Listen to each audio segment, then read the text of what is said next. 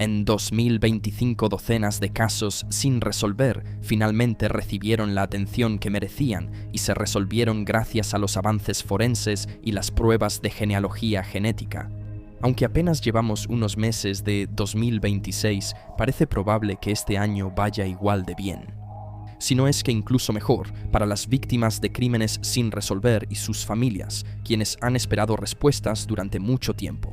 Acompáñanos en el episodio de hoy mientras examinamos 4 casos sin resolver, en los que todos habían perdido la esperanza, pero que acaban de resolverse.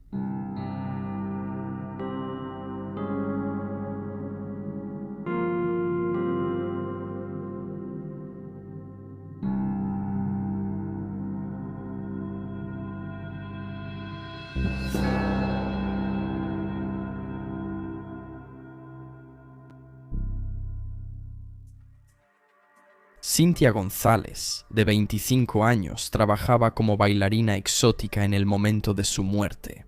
Fue vista por última vez el 17 de septiembre de 1991, cuando salió de su casa en Arlington, Texas, para reunirse con un cliente como parte de un evento privado. Ella había aceptado trabajar, sin embargo, Cynthia nunca regresó a casa esa noche. Posteriormente, su ex-esposo reportó su desaparición, y aunque su auto fue encontrado unas horas después, no había rastro de la joven de 25 años. Pasaron 5 días antes de que se encontrara un cuerpo desnudo en una propiedad rural al sur de la ciudad. La víctima fue identificada como Cynthia, y se descubrió que había sufrido múltiples heridas de bala. Durante décadas, el caso de Cynthia ha permanecido sin resolverse. Aunque al principio de la investigación hubo algunas pistas, muchas de ellas no llevaron a nada, lo que hizo que el caso se estancara. Además, los investigadores de ese entonces tuvieron dificultades por la falta de pruebas. El calor de Texas, combinado con las tormentas que ocurrieron después de su asesinato, provocó que el cuerpo se descompusiera gravemente. Esto significaba que era difícil saber si hubo agresión sexual en el caso y no había manera de recolectar posibles pruebas que el asesino pudiera haber dejado. Sin embargo, en septiembre de 2024 todo cambió. Una profesora de criminología en la Universidad de Texas, Patricia Eddings, sugirió que un pequeño grupo de sus estudiantes ayudara a la policía con sus casos. Se le ocurrió la idea después de un homicidio. El detective les explicó a sus estudiantes que los casos sin resolver eran muy difíciles de investigar, ya que la policía de Arlington no tenía una unidad específica para casos sin resolver. Y era difícil dedicarles tiempo cuando tenían que dar prioridad a investigaciones más recientes. Patricia había trabajado una vez como analista forense y posteriormente hizo la propuesta a la policía de Arlington, a sus estudiantes y a su departamento. Parecía una situación en la que todos salían ganando. A los estudiantes de criminología pronto se les entregaron cajas con archivos de casos, declaraciones de testigos, informes de laboratorio y fotos de la escena del crimen que revisaron minuciosamente. Para encontrar una pista que los investigadores pudieran haber pasado por alto, los estudiantes notaron que el nombre de una mujer aparecía repetidamente en las notas de los investigadores originales. Luego preguntaron a la policía si alguna vez se habían tomado su ADN y huellas, o si alguna vez la habían entrevistado. Esto llevó a los detectives a reexaminar la información que tenían sobre la mujer. Descubrieron que, en efecto, ella había sido entrevistada en 1991 y nuevamente en 1993. Después de que 2 hombres se presentaran por separado para decirle a las autoridades que ella había confesado el asesinato de Cynthia, la mujer fue identificada como Janie Perkins. Los detectives finalmente se dieron cuenta de que estaban tras algo grande. Mientras leían las declaraciones de esos 2 hombres, las autoridades descubrieron que uno de ellos había estado saliendo con Perkins, pero conoció a Cynthia y se enamoró de ella. Terminó su relación con Perkins para buscar una relación con Cynthia, algo que, según se informa, enfureció a Perkins. Cabe destacar que no tenía coartada para la noche del asesinato y falló 2 pruebas de polígrafo diferentes. Las autoridades creen que no se realizaron arrestos en 1993 porque no había pruebas forenses que vincularan a Perkins con la escena, y las pruebas de polígrafo no son admisibles en la corte debido a su naturaleza poco confiable. Finalmente, el 6 de noviembre de 2025, Janie Perkins, ahora de 63 años, fue arrestada por el asesinato de Cynthia. La hija de Cynthia, Jessica, quien tenía 6 años cuando su madre fue asesinada, declaró: "Estoy muy agradecido por este programa y muy orgulloso de estos estudiantes de la UTA y muy agradecido por el tiempo que han dedicado y el esfuerzo que pusieron en este caso. Cabe destacar que esa misma clase de estudiantes que descubrió la conexión de Perkins con el caso ahora está trabajando en otros 2 casos sin resolver. Bryant Keith Bates, de 21 años, fue visto por última vez el 15 de noviembre de 1988 cuando salió de su casa en Northeast Lake, Birmingham, Alabama. Se suponía que iba a asistir al funeral de un amigo esa mañana, pero nunca regresó después. Su familia reportó su desaparición a la policía de Birmingham poco tiempo después. Según se informa, al principio de la investigación, amigos y familiares expresaron sus temores de que Bryant pudiera haber sido asesinado. Y a medida que pasaban los días, la policía comenzó a sospechar que tenían razón. Aún así, había muy pocas pistas en el caso y no había pruebas disponibles que indicaran qué pudo haberle pasado al joven de 21 años ese día de noviembre. 16 años después, en noviembre de 2004, un exterminador que trabajaba en una propiedad de alquiler en Southeast Lake descubrió un esqueleto humano dentro de un contenedor de carbón ubicado en un espacio de acceso debajo de la casa. Los restos fueron enviados posteriormente a la oficina del forense y médico examinador del condado de Jefferson, donde tanto un patólogo forense como un antropólogo forense los examinaron. Concluyeron que el cuerpo pertenecía a un hombre que medía alrededor de 5 pies 10 pulgadas de altura, era de ascendencia africana y tenía entre 17 y 30 años de edad. Parte de la ropa recuperada incluía pantalones a cuadros, calcetas de rombos y una camisa blanca con azul. También se encontró un collar de cadena de metal amarillo y un reloj de la marca Coca-Cola. La causa de muerte de la víctima era obvia, había muerto por una herida de bala en la cabeza. Durante años no pasó nada más con los restos. En 2015, los detalles del cuerpo se ingresaron en el Sistema Nacional de Personas Desaparecidas y No Identificadas, pero aún así permanecieron sin identificar. 3 años después, se envió una muestra ósea para análisis de ADN al Centro de Identificación Humana de la Universidad de Texas. El perfil se ingresó en CODIS, pero no se encontró ninguna coincidencia. Se envió una segunda muestra ósea a Othram Incorporated, la empresa de genealogía genética, que finalmente la analizó en 2025, ayudando a los investigadores a reducir el grupo de posibles identidades. Finalmente, en febrero de 2026, los investigadores anunciaron que los restos pertenecían a Bryant Keith Bates, de 21 años. Habían tomado ADN de sus familiares directos para confirmar la coincidencia. Pero aunque después de 38 años Bryant finalmente ha sido encontrado, todavía hay preguntas en su caso y los detectives siguen investigando activamente su asesinato. Cualquier persona que tenga información sobre su muerte puede comunicarse con la unidad de homicidios del Departamento de Policía de Birmingham al 205-254-1764. Maricela Roche. El 18 de julio de 1980, el cuerpo de una joven fue descubierto en el estacionamiento de la preparatoria Westlake en Westlake, California. Al principio se creyó que era un maniquí y su final fue horriblemente violento. Había sido violada, apuñalada alrededor de 29 veces y estrangulada.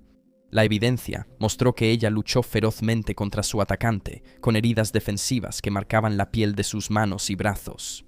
El ADN del perpetrador fue encontrado debajo de sus uñas. Para aumentar la tragedia, Jane Doe estaba embarazada en el momento de su muerte. Las autoridades determinaron que la joven había sido asesinada solo unas horas antes de ser encontrada y que la habían matado en otro lugar antes de que su cuerpo fuera abandonado en el estacionamiento. Los investigadores describieron a la mujer como de cabello negro con las puntas teñidas de rubio, ojos cafés, orejas perforadas, una cicatriz de episiotomía que indicaba que ya había dado a luz antes, marcas de nacimiento en el rostro, un lunar debajo del dedo índice izquierdo y cicatrices en la rodilla izquierda.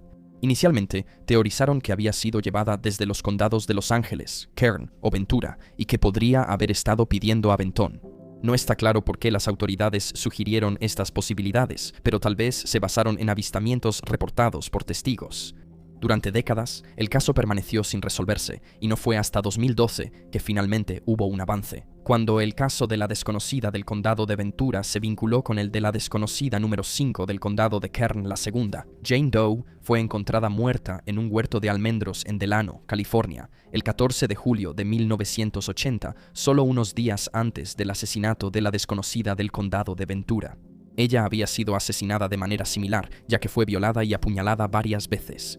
La desconocida número 5 del condado de Kern fue relacionada con Wilson Choate, de 56 años, en 2008 a través de ADN. Choate estaba cumpliendo una cadena perpetua en una prisión estatal por varios cargos de secuestro, robo y violación. Eso ocurrió entre agosto y septiembre de 1980. Sin embargo, no se presentaron cargos en ese momento, ya que el condado de Kern no quiso continuar con el caso sin el nombre de la víctima. 4 años después, los casos de ambas Jane Doe serían vinculados tras las pruebas de ADN realizadas a sus kits de evidencia de violación. Aunque ambas mujeres seguían sin ser identificadas, los investigadores decidieron presentar cargos contra Choate. Fue trasladado al condado de Ventura y acusado de 3 cargos de asesinato. En mayo de 2018 fue declarado culpable de la violación y asesinato de las 2 Jane Doe. Cabe destacar que también fue juzgado por el asesinato del hijo no nacido de la Jane Doe del condado de Ventura, pero no fue declarado culpable. No obstante, Choate, quien era elegible para libertad condicional en 2017, recibió 2 cadenas perpetuas. Choate le dijo a los investigadores que la Jane Doe del condado de Ventura era una autoestopista que él había recogido en Visalia. Dijo que había conocido a la Jane Doe número 5 del condado de Kern en un bar en Hanford. Sin embargo, no pudo proporcionar a los detectives sus identidades. Jane Doe, número del condado de Kern. La número 5 permaneció sin nombre hasta 2021, cuando se anunció que era Shirley Sauce. Miembro de la nación Cree Sampson en Alberta, Canadá, ella había tenido una vida difícil y finalmente decidió dejar Canadá. En total, tomaría otros 5 años para que la Jane Doe del condado de Ventura fuera identificada. En febrero de 2026 se anunció que ella era una joven de 22 años llamada Marisela Rocher. Nació en Monterrey, México, en 1958. En algún momento de su vida emigró a los Estados Unidos con su familia, donde eventualmente trabajó como mesera y se inscribió en clases de enfermería en el College of Sequoias, en Visalia, California. Su familia la describía como una persona independiente, con una actitud amorosa y cariñosa. Cuando fue asesinada, su hija de 2 años quedó huérfana de madre. Los investigadores afirmaron que la identificación del cuerpo de Marisela no habría sido posible sin la ayuda del proyecto ADN DOE, y añadió: "Acompañamos de corazón a la familia de Marisela, ya que finalmente regresa a casa con sus seres queridos, quienes la mantuvieron en sus pensamientos durante todos estos años". El fiscal del condado de Ventura, Eric Nazarenko, señaló: "Esto llega tarde, pero aún así es necesario". Esta familia ha esperado más de 45 años para saber qué le pasó a Marisela. Según los informes, su hermana mayor nunca se mudó de la casa familiar en Los Ángeles, con la esperanza de que algún día ella regresara. Sarah Greer, de 13 años, fue vista con vida por última vez el 23 de mayo de 1982, cuando salió de la casa de su amiga en Cloverdale, California, para caminar al centro. A la mañana siguiente, un bombero que regresaba a casa después de su turno encontró el cuerpo de la joven. Los investigadores concluyeron más tarde que había sido violada y luego estrangulada hasta la muerte con sus propios pantalones cortos. Probablemente la arrastraron por un callejón hasta un área apartada cerca de un bloque de departamentos y luego detrás de una cerca. El caso fue difícil de investigar al principio debido a las técnicas forenses y la tecnología limitadas de la década de los 80. Durante más de 20 años prácticamente no hubo avances en el caso, y el asesinato de Sarah fue archivado, acumulando polvo, hasta 2003, cuando por fin hubo un avance decisivo. Un criminalista del Departamento de Justicia de California pudo desarrollar un perfil de ADN utilizando material biológico recolectado de la ropa interior de Sarah. Sin embargo, el ADN no coincidía con nadie en la base de datos de la policía. Pasarían otros 18 años antes de que las esperanzas se reavivaran, cuando el Departamento de Policía de Cloverdale contactó a un investigador privado y solicitó la ayuda del FBI.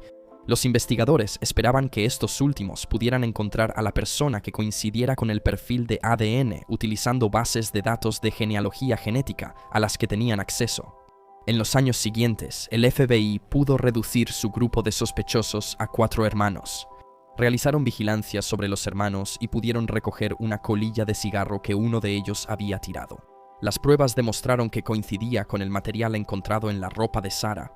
James Unick, de 64 años, fue arrestado en su casa en Willows, California, en julio de 2024. Fue acusado de asesinato, violación, secuestro y actos lascivos, con una menor de 14 años.